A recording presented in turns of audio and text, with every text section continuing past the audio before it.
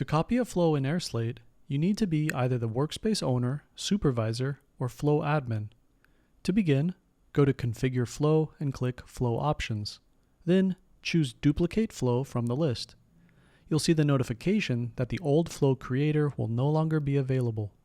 Instead, you can create a copy of the current flow using the drag and drop flow creator. Rename your flow and click Copy to proceed. Now you can see that the flow has been copied and displayed in the new drag and drop view.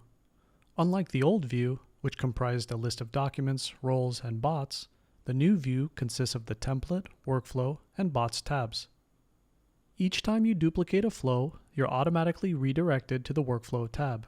Here, you can see that the roles from the old flow are automatically converted to steps. You can also add branches if you want to split your flow using conditional logic. In the new diagram view, all non-assigned fields will remain grayed out for the step. This means you no longer need to create a technical role for pre-filled fields. In step settings, you'll see the list of sections where you can assign fillable fields, add a default recipient, add step execution conditions, and advanced settings as if you were setting up a bot. Click Bots to see the list of bots transferred to the new flow creator.